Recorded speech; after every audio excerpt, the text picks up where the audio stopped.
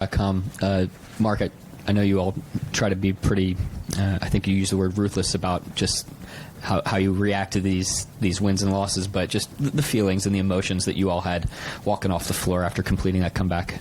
Yeah, the guys were juiced. That was a great win. Especially after the other night, had control of a game, one that we could have gotten, wanted to get, didn't get. I thought to turn around, especially after a rough start to tonight's game, to turn around and climb back in the game and just stick with it. Thought we showed great perseverance, and guys are excited. They should be. The other thing is we went ahead by one.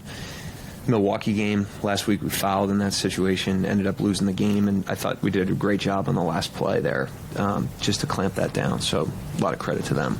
Yeah, and then just with Shai, it seemed like he continues to, I guess, learn more and more about the buttons he has to press throughout the course of a game when he's controlling offensive tempo and finding guys like J-Dub like he did late. What are you seeing out there on the floor from him?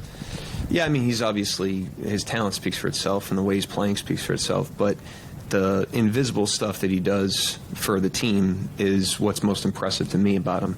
And you mentioned the passes to Jalen. Jalen's out there, rookie, critical situation, and he finds him twice in the last 3 minutes of the game for open shots. And he's made that play all season, and he's made that play in losses. Denver at home, he made that play. He only took 2 or 3 shots in the fourth quarter of that game because he was spraying it all over the place. Detroit on the road, he was spraying it all over the place. And so for a guy like Jalen Williams, who we're trying to help develop and who we're investing in, the confidence that gives him when a guy that's got it cooking like that is still spraying the ball out to him, you can't put a price on that. So that's the stuff that's most impressive about Shai. And I know that three-pointer is maybe not necessarily something that's like you're planning exactly how he's going to do that, but we've seen him make that shot going right. We've seen him make it going left. Just your thoughts on maybe the unpredictability that he can create in those isolation, last-second moments. He's such a threat to drive, and so if you're the individual defender on him, the first thing you're thinking about is that he's going to be, smoking by you, and it sets up his shot, so you got a great rhythm there. Obviously, great shot. Is there something about him that he's made a lot of these big shots in the game? Like, does he just have that X factor in him? No, I don't think it's innate. I think he works for it. His work ethic is well documented. I've talked about it many times, and I think that's where confidence comes from for him is, the combination of, how clear-eyed he is when he looks at his experiences. He grows through everything. He doesn't get too high after a night like tonight. He doesn't get too low when things aren't going well. And he just pours back into the work, And so when he gets in those moments, he's got great confidence and poise, and the reason is because he works for it. And so, again, relating that back to our team and our program and what we're trying to build, our guys admire his confidence in those situations, and they know how he works. And so it motivates Jalen Williams to work and every other guy in the building. Can you sort of, after Beal makes that shot, you call timeout, can you sort of take us into that moment a little bit and just what you're seeing from your perspective as you go back out there and obviously, Shai's creation ability, whether or not to drive, like you said, or take that three, just your perspective on how that all went down? We just wanted to make sure we got him the ball. There's other options on that play. If they help off other people, we got Giddey inbounding. Good mental toughness by Giddey, by the way. He didn't play down the stretch, and then we sub him for the inbound because he's the best inbounder, and he made a great read on the play. He didn't take the bait on the other options, got him the ball. And then, you just try to put a guy like Shai in space and then trust his instincts. Lindy had only played in 2 games before tonight.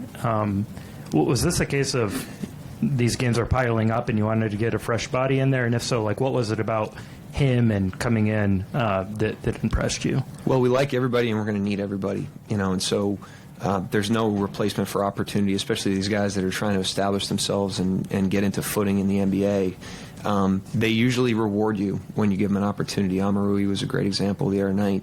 Jalen Williams has given us some good minutes these last couple games from Arkansas. Lindy tonight. And I thought that group collectively in the first quarter, that changed the game for us. We were really hemorrhaging there. And They went in there, amped up the intensity, physicality, and it went from probably 15 or 17 to like 8 or 9 at the end of the first quarter, and it just got the game like back within reach. Those can get ugly. On a road trip, you're down by 17 in the first quarter. That group really, they changed the game and got us back into it, and he was a huge part of that.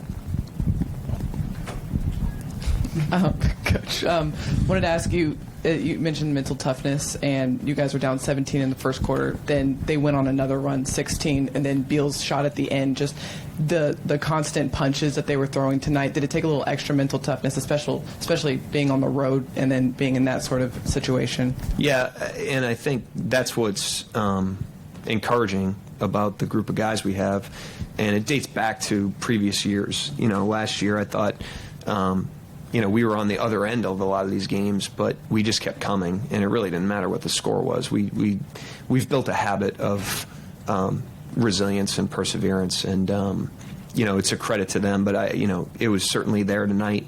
You can't take it for granted on any given night. It's not going to be there 82 times. But I want to acknowledge that it takes time to build that, and this group's built that collectively. And so when we're in those moments, it's not just one person responding, it's the group responding, and I thought they did that tonight. And your offense seemed to be humming all night long, comparatively to theirs. They were shooting the lights out, but you guys shot 50% from the field and from the three-point line. Just what does that say about your group that you were able to maintain kind of some steady offense in the midst of their extreme shot making? Yeah, I thought we did a good job there. I thought their shot making was a credit to them, but it was also, defensively we just didn't have it. And I thought, the offense was there. We did a really good job throughout the night of pacing on that end of the floor, but the defensive intensity is what changed the game and gave us a chance. We weren't going to outscore them tonight. They had it going. And the group in the start of the third quarter, those were the two parts of the game that I thought were big. That group at the end of the first, that second unit group, and then the group that started the third quarter. The intensity of the game totally changed. They made a statement with their play about how we were going to play the rest of that game, and I thought that changed the tide there. Go ahead, Steve. Shai finishes with 42 points. Were you aware he had that many while you're watching him play out there? I'm sorry? Shai finished with 42 points. Were you aware he had that many watching him out there? Well, I knew he didn't have more than that with the free throws. We gotta get in the lab with the free throws. Work on that. What the hell's going on with him? So what makes Josh such a great inbounder? Because he has a ton of inbound assists this year. He probably leads the league in that category.